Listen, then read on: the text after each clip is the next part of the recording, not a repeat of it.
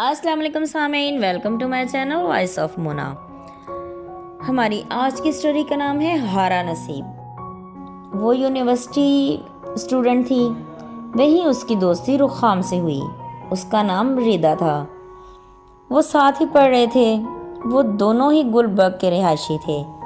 گھر تھوڑے دور دور تھے، لیکن رخام اسے یونیورسٹی لے کر جاتا، واپسی پہ بھی ساتھ لے کے آتا۔ پھر وہ تعلیم مکمل کر کے فارغ ہوئے تو پھر رخام نے امریکہ کے ویزے کے لیے اپلائی کر دیا۔ اس کو ویزا اور جاب دونوں ہی مل گئے۔ وہ باہر چلا گیا، ریدا نے یہاں ہی جاب شروع کر دی۔ رخام اب بھی اس سے رابطے میں تھا۔ پھر اس کو گئے 3 سال ہو گئے۔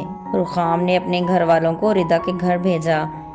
وہ آزاد خیال تھے، ریدا کا رشتہ اس کی مرضی کے تحت ہو گیا۔ رخام نے واپس آنا تھا، لیکن اس نے اپنی جاب کو بھی کنٹینیو رکھنا تھا، اس لیے اس نے واپس آنے سے انکار کر دیا۔ ان دونوں کا آن لائن نکاح ہوا اور ریدا بھی رخام کے پاس امریکہ چلی گئی۔ وہ وہاں سیٹل ہو گئے اور خوش تھے۔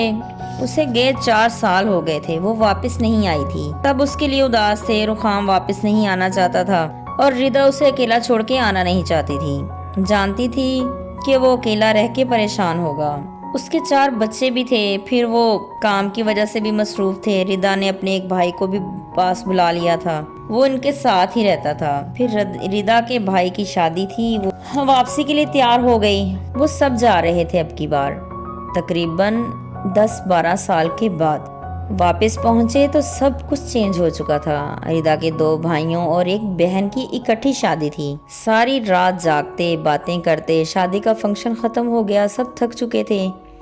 ریدا کی رات کو اچانک طبیعت خراب ہو گئی۔ اسے ہسپتال لے کر گئے، لیکن وہ راستے میں ہی بے سدھ ہو گئی۔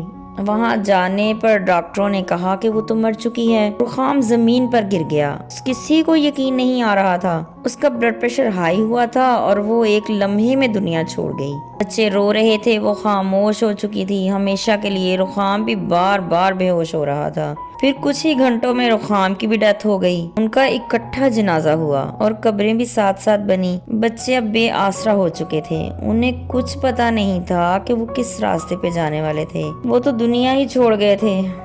ہر آنکھ اشک بار تھی۔ ریدا اور رخام کا ساتھ تھوڑے وقت کے لیے تھا۔ بچے بہت چھوٹے تھے، اب پتہ نہیں ان کے لیے کیا فیصلہ ہونے والا تھا۔ اس حادثے نے بہت سے لوگوں کو غمگین کر دیا تھا۔ اللہ ان دونوں کو جنت الفردوس میں جگہ دے۔